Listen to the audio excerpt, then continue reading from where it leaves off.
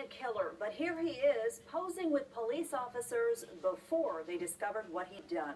Good evening, everyone. I'm Heather Moore. And I'm Brandon Lee. Tonight we are now learning that in the decade following the murders he's accused of committing, Brian Patrick Miller came back to the Valley. He raised a daughter, made friends, and made no attempts to hide his obsessions or to hide from police.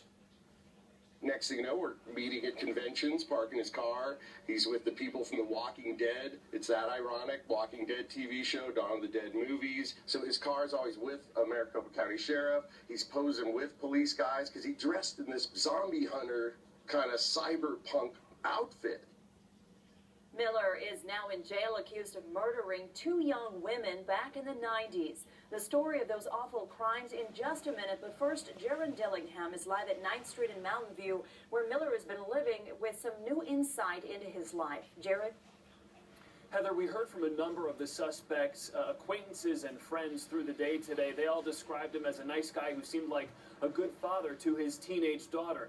Meanwhile, here in the Sunny Slope neighborhood of North Phoenix where he lived, you can see his house is still lit up by lights so officers can continue working at the scene through the night. Neighbors here describe him as quiet with some peculiar hobbies. I don't even know how to describe it. Peering over their fence, Carole and Bill Hensel are stunned by the accusations against their neighbor of 8 years. Disbelief? Kind of gives you the willies.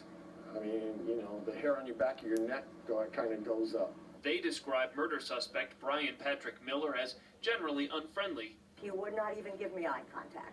They say his pride and joy seemed to be this car, a police interceptor he bought and re-decaled to say zombie hunter. I think it's odd.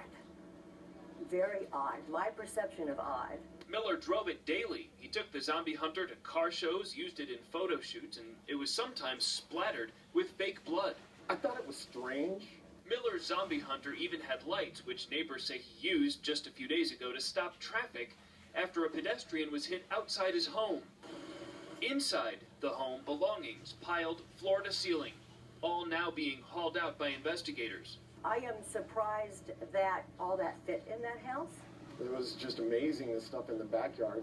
I mean, from underneath the patio, they pulled out a car we never even knew he had. Detectives are looking through it all for evidence which could further link Miller to the 20-year-old cold case murders and possibly other crimes. The neighbors' thoughts are with the suspect's teenage daughter now staying with relatives and also with the families of the two murder victims. I am glad that an end is perhaps coming where they don't have to wonder anymore. Brian Patrick Miller was arrested at the Amazon packing plant where he works in Phoenix. Some of his co-workers there told us they also saw that zombie hunter car all the time, and he'd often drive it to work with a mannequin zombie sitting in the passenger seat. Live in North Phoenix, I'm Jared Dillingham, 3TV. All right, Jared, thank you. And longtime Valley resident